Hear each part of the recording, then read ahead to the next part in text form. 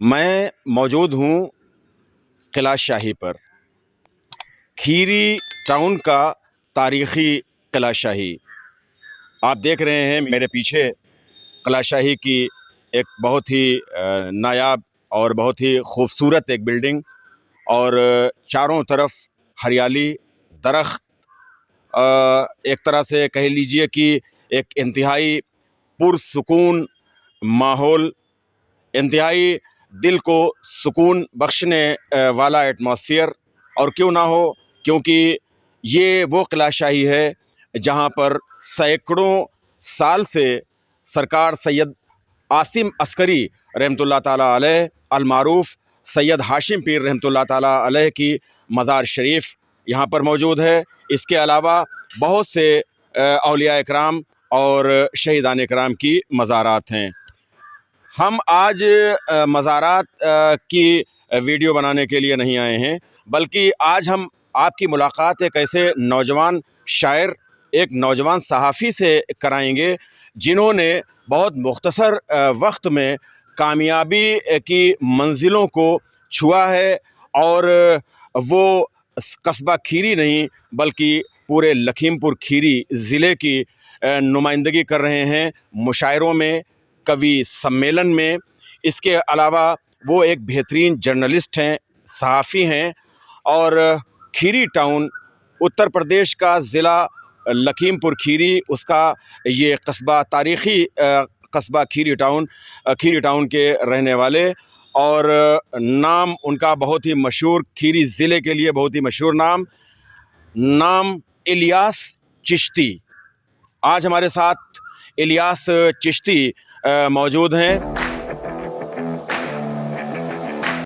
और हम आपको बताना चाहेंगे, हम ये अर्ज़ करना चाहेंगे कि बहुत कुछ जानकारी हम इन्हीं की ज़बान से चाहेंगे। इनके बारे में हम बताएं, इससे बेहतर होगा कि ये अपने बारे में ख़ुद बताएं। लेकिन आगाज़ हम ये करेंगे कि इलियास चिश्ती साहब का कलाम अभी जो पूरी दुनिया की एक बहुत ही मशहूर शेर व शायरी के लिए एक वेबसाइट है रेख्ता, रेख्ता वेबसाइट पर इनका कलाम डाला गया है, और ये एक हमारे लिए, हमारे कस्बे के लिए, हमारे ज़िले के लिए एक बहुत ही एक बड़ा सम्मान है, एज़ाज़ है। तो आगाज़ तो हम यही से कर रहे हैं। पहले तो मुबारकबाद आपको। शुक्रिया, बहुत बहुत शुक्रिया आपका। सबसे पहले यही जानना चाहेंगे, बहुत से हमारे जो नाज़रीन हैं वो ये जानना चाहेंगे कि ये रेख्ता वेबसाइट क्या है?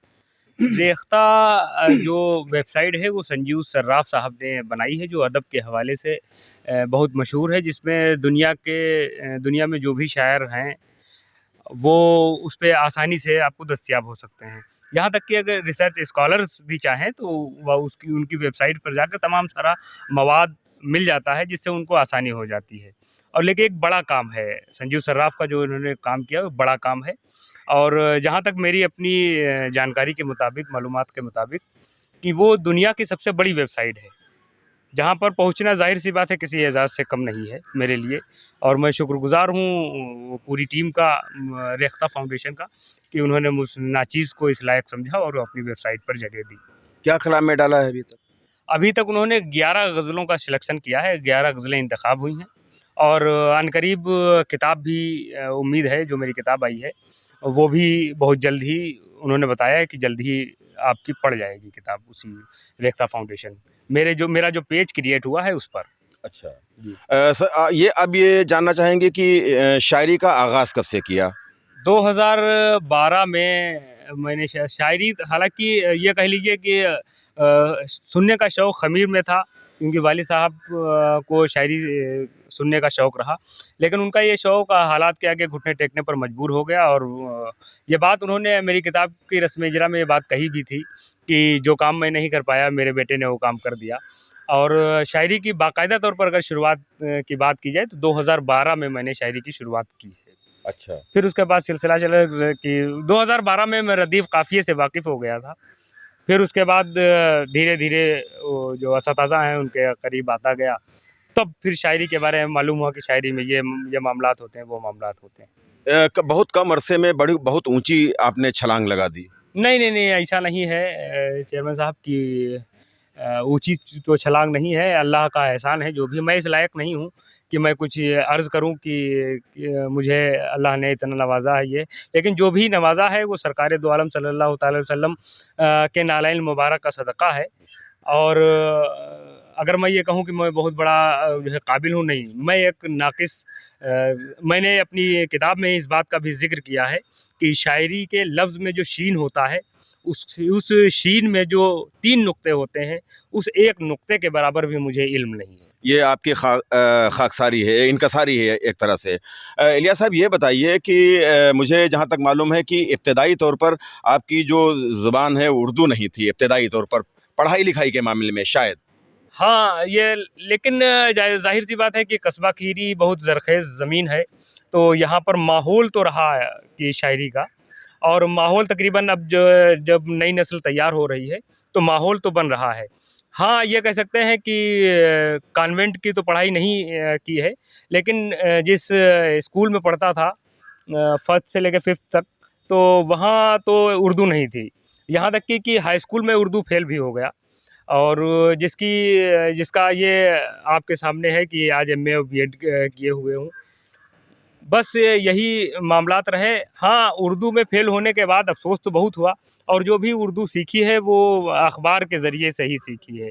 क्योंकि जो हमने असतिज़ा से ये सुना कि अगर आपको किसी ज़बान पर उबूर हासिल करना है, तो उस ज़बान का आपको अख़बार पढ़ना पड़ेगा।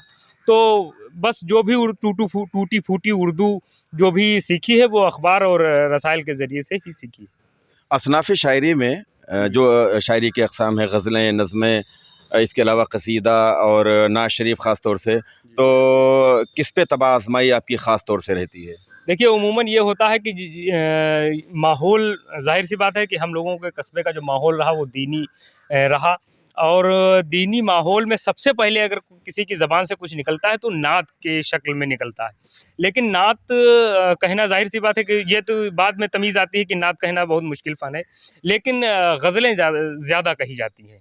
ये अलग बात है कि आला हज़रत मुफ्ती आज़म हिंद मुज़फ़्फ़र शाह वारसी, अंबर शाह वारसी, बेदम शाह वारसी जैसे असतिज़ा हुए हैं जिन्होंने सिर्फ़ नात पर ही काम किया है। लेकिन हमारे जैसे जो नाक़िस इल्म रखने वाले लोग सिर्फ़ ज़्यादातर ग़ज़ल पर ही काम करते हैं, और अगर मेरी बात की जाए तो ग़ज़ल ही ज़्यादा कही है, नात तो कम कही है। तो ग़ज़ल में भी थीम आपकी क्या रहती है, ग़म-ए जाना या ग़म-ए दौरां? देखिए, ये फ़ैसला तो नक्काद का है कि वो हमारी शायरी में क्या उसने पाया और क्या नहीं पाया। और ये बात मैं अक्सर ये कहता हूँ कि शायर को शायरी करनी चाहिए, नाक़िद नहीं बनना चाहिए। क्योंकि नाक़िद का जो प्लेटफ़ॉर्म है वो अलग है, और शायर का प्लेटफ़ॉर्म अलग है।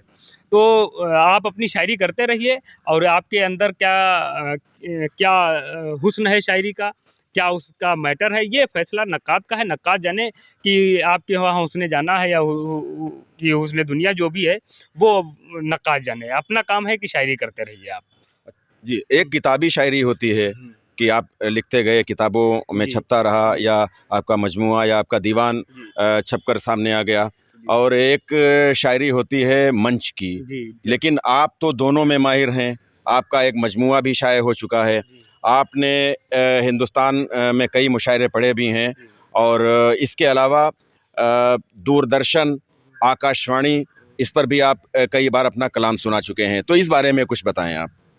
देखिए, ये बात आपकी ठीक है। पहले ये दौर नहीं था, असतज़ा के दौर में जो शायरी किताब में होती थी, वही शायरी पढ़ी जाती थी और ज़ाहिर-सी बात है कि समातें बहुत मोतबर हुआ करती थीं उस दौर में। लेकिन आज अगर आप ज़्यादा मुश्किल लफ्ज़ अवाम के सामने पेश करेंगे, तो फिर आप सुने या आपका खुदा सुने, यही मुहावरा फिट बैठेगा। क्योंकि ज़ाहिर-सी बात है कि बहुत मुश्किल जो अल्फ़ाज़ होंगे, वो अवाम तक नहीं पहुँचेंगे। लेकिन अगर बात ये की जाए कि डाइस की शायरी, तो डाइस की शायरी तो बिल्कुल इस वक़्त अपोज़िट हो गई है। किताबी शायरी और डाइस की शायरी में फ़र्क तो आया है। ये बात आपकी बिल्कुल सही है। मतलब आपका ये कहने का मकसद है कि जो डाइस की जो मंच की शायरी है जी। और जो किताबी शायरी है, जी। तो उसके मेयार में कुछ फ़र्क है, इम्तियाज़ है। देखिए, असतज़ा ने ये बताया है कि आसान ज़बान की शायरी करना बहुत मुश्किल काम है। तो इस वजह से आप, ऐसा नहीं है कि आसान ज़बान में ही शायरी की जा सकती है, अच्छे अंदाज़ में शायरी की जा सकती है। आज मौजूदा दौर में कई से नौजवान हैं जो आसान ज़बान में शायरी कर रहे हैं और मोतबर उनकी शायरी है और वो पसंद किए जा रहे हैं। और ऐसा नहीं है कि आप तमाम ऐसे शायर हैं जो पाकिस्तान के हैं, हिंदुस्तान के हैं, वो देखने को ये मिलता है कि वो एमफिल तक किए हुए हैं, पीएचडी तक किए हुए हैं उर्दू में, लेकिन उनकी शायरी आसान ज़बान में है। जो उर्दू से जिनको कोई दिलचस्पी ही नहीं है, लेकिन तब भी उनकी शायरी वो पसंद कर रहे हैं। तो इसका मकसद तो यही हुआ कि आसान ज़बान की शायरी कल भी पसंद की जाती थी और आज भी पसंद की जाती है। सहले मुमतना, जी। मतलब ये जी, हाँ, सैले जो मुमकिन। सुनने में बहुत हाँ, आसान लगे, लेकिन और कहने पर जब हाँ। आया जाए तो एक शेर कहना मुश्किल हो जाए। जी, बिल्कुल सही बात है। तो आपकी शायरी तो ज़्यादा जो हम यही देखते हैं कि सहले मुमतना की ही शायरी है। जी। तो अच्छा, अब ये बताइए कि एक ख़ास आपकी शायरी में एक ख़ास वस्फ़ है, जी, खूबी है, जी, और वो खूबी ये है कि अक्सर आप जो कवाफ़ी हैं, जी, जब आप कोई नात भी कहते हैं या कोई गज़ल कहते हैं, तो जो आपके कवाफ़ी होते हैं, कभी आप अंग्रेज़ी के कवाफ़ी इस्तेमाल करते हैं, कभी आप हिंदी के कवाफ़ी इस्तेमाल करते हैं, तो ये बड़ा बहुत कम देखने में आता है। ऐसा कहाँ से ये तरग़ीब आपको हासिल हुई? दरअसल बात ये है कि ये कहा जाता है, आपने भी पढ़ा होगा कि शायर पर कहीं न कहीं उस्ताद का रंग गालिब हो जाता है। तो ज़ाहिर-सी बात है, जो मेरे उस्ताद हैं, उनके वहाँ ये जिद्दत ज़्यादा पाई गई। तो वही असर समझ लीजिए कि जो जैसे कि हमारे दूसरे उस्ताद डॉक्टर अहमद इखलाक हैं, तो उनके वहाँ शायरी में इंग्लिश और हिंदी और दीगर ज़बान के अल्फ़ाज़ मिल जाते हैं, काफ़िये भी मिल जाते हैं। तो ये कह लीजिए कि उनका रंग हमारे अंदर आ गया या हमने उसको अपने अंदर शामिल कर लिया। ये तमाम सारे मामलात हैं, जिसके ज़रिए आ गया, और ये समझ लीजिए कि ज़रिया बनता है कोई ना कोई, बाकी तो खुदादाद सलाहियत होती है, अल्लाह ताला नवाज़ने वाला होता है। अच्छा। बस तो ये ये जो कवाफ़ी जो आप जी, इस्तेमाल करते जी, हैं, जी, जी। ये बिल्कुल मुनफ़रिद आपकी शायरी को कर दिया करते हैं।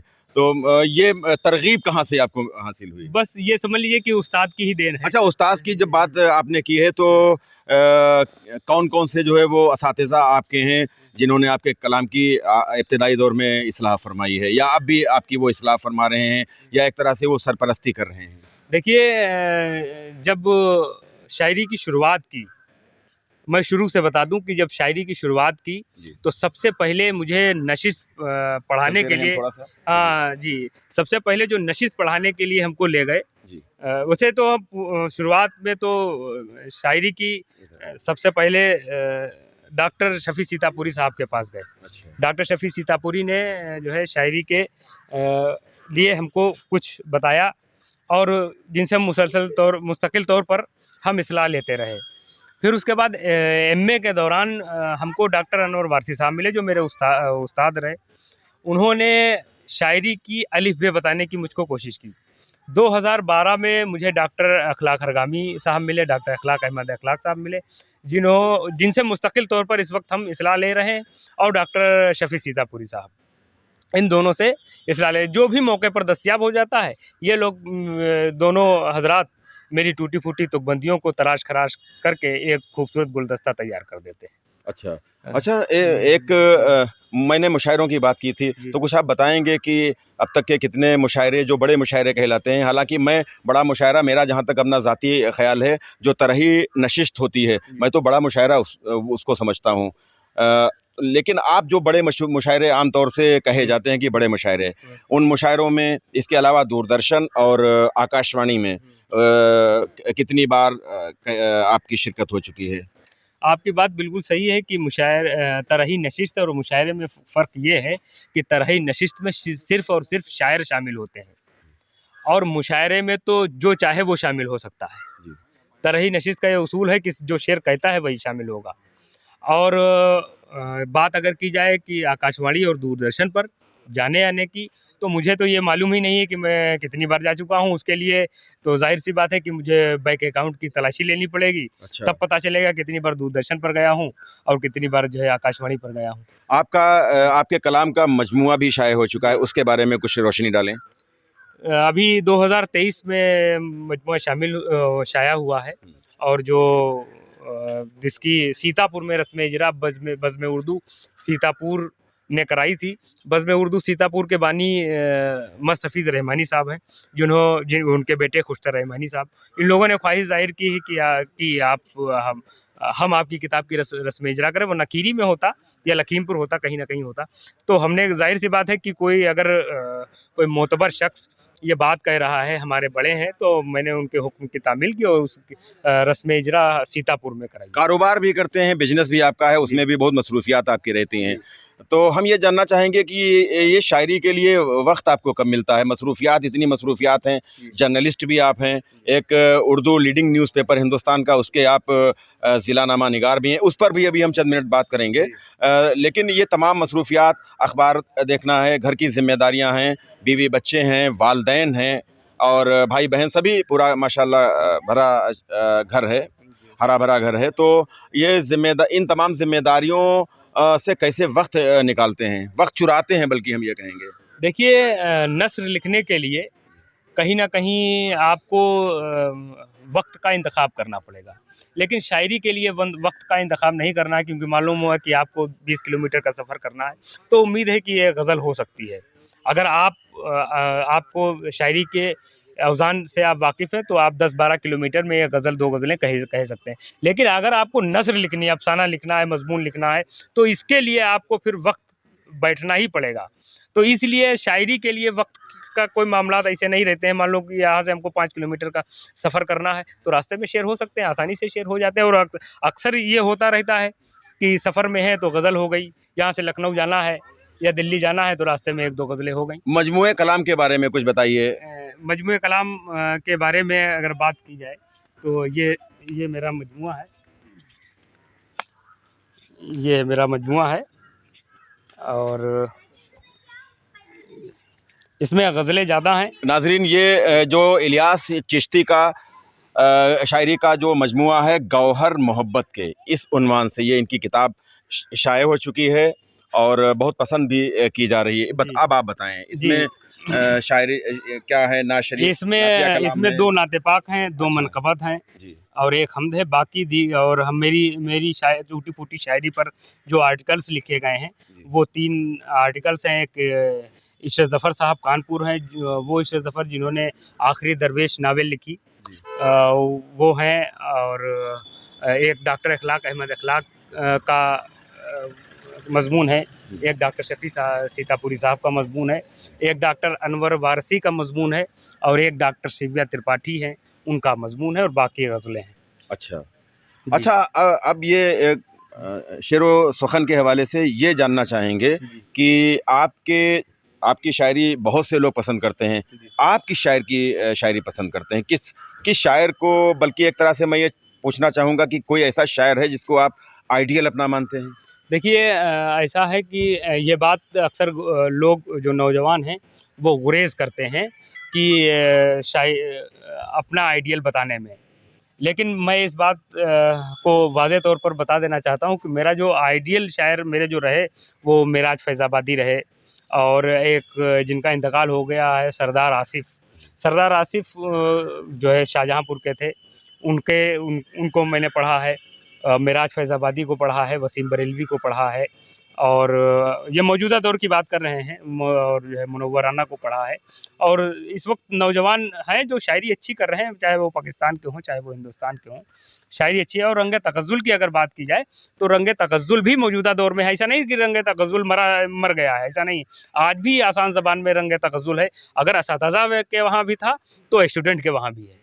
अच्छा जी। अच्छा, ये बताइए कि आपकी उम्र में बहुत से कवि हैं, नौजवान कवि, युवा कवि, नौजवान शायर, जो बहुत बुलंदियों को छूना चाहते हैं, आसमान छूना चाहते हैं शेर शायरी में। तो क्या उनको आप कोई गुरु मंत्र आप उन्हें बताएंगे? नहीं पहुंच पा रहे हैं वो जिस मंजिल पर आप पहुंच गए हैं, और अल्लाह ताला और आपको मज़ीद तरक्कियां अता फ़रमाए। जिस मंजिल पे आपने कम वक्त में जो मंजिल हासिल कर ली है, उस मंजिल तक वो पहुंचना चाह रहे हैं, तो कोई गुरु मंत्र है, कोई तरीक़ा है, या क्या कहना चाहेंगे, या क्या आपका पैगाम है उनके लिए? देखिए, ऐसा नहीं कोई गुरु मंत्र, ना मैं इस लायक हुआ हूँ कि लोगों की रहनुमाई करूँ, बल्कि मैं खुद किसी की रहनुमाई में चल रहा हूँ। और अगर बात ये की जाए, तो बस एक वक्त चाहिए, वो है, अल्लाह ताला किसी को वक्त से जब उसका वक्त होगा तब वो अल्लाह ताला उसको नवाज देगा।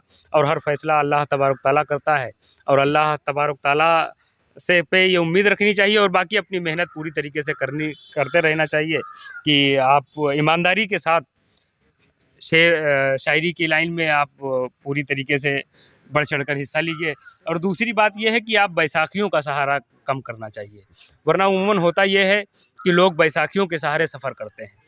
बैसाखियों के सहारे से सफ़र करना ज़्यादा दिन तक नहीं हो सकता है। अच्छा। इसलिए आपको खुद चलना होगा, गिरना है, संभलना, गिरना है, उठना है, चलना है, और ये सिलसिला चलता रहेगा और आप चलने लगेंगे। उर्दू ज़बान जिस तरह से आज ज़बूहाली का शिकार है और उर्दू हमारे घरों से निकल रही है बाहर, लेकिन हमको ये लगता है कि शायद मुशायरों ने या शायरी ने इस ज़बान को ज़िंदा रखा है। तो क्या आप तवक्को करते हैं, क्या आपको उम्मीद है कि उर्दू ज़बान अभी ज़िंदा रहेगी? हमारे घरों से तो निकल चुकी है। जी, बिल्कुल आपकी बात सही है, लेकिन अभी जो है लोग इस बारे में ज़रा उल्टा फ़ैसला देते हैं। लेकिन आपको बताते चलें कि इस वक्त मौजूदा दौर की अगर बात की जाए, तो अभी मदारिस में उर्दू ज़िंदा है। मदारिस जो हैं जिसके ज़रिए उर्दू ठीक-ठाक है, चल रही है। और फिर उसके बाद अगर बात उर्दू की ज़वाल की तरफ जाएँ, तो इसके सबसे बड़े ज़िम्मेदार अगर कोई शख़्स है, कोई लोग हैं, तो वो मुसलमान खुद हैं। वो इसलिए खुद हैं कि आज देखिए कि कसीर तादाद में उर्दू ट्रांसलेटर, उर्दू टीचर्स मौजूद हैं, और जब उनके घर हम पहुँचते हैं, तो उनके घर एक ना उर्दू का एक पेपर होता है, बल्कि दीगर और ज़बान के पेपर तो होते हैं। मुझसे इससे गुरेज़ नहीं है कि आप किसी और ज़बान बिल्कुल लीजिए, लेकिन आज अगर आपको 80,000 85,000 उर्दू के नाम पर मिल रहे हैं, आपकी एक रोटी चल रही है घर की उर्दू के नाम पर, तो एक रोटी उर्दू के नाम पर भी खर्च कर दीजिए, एक रोटी उर्दू को खिला दीजिए।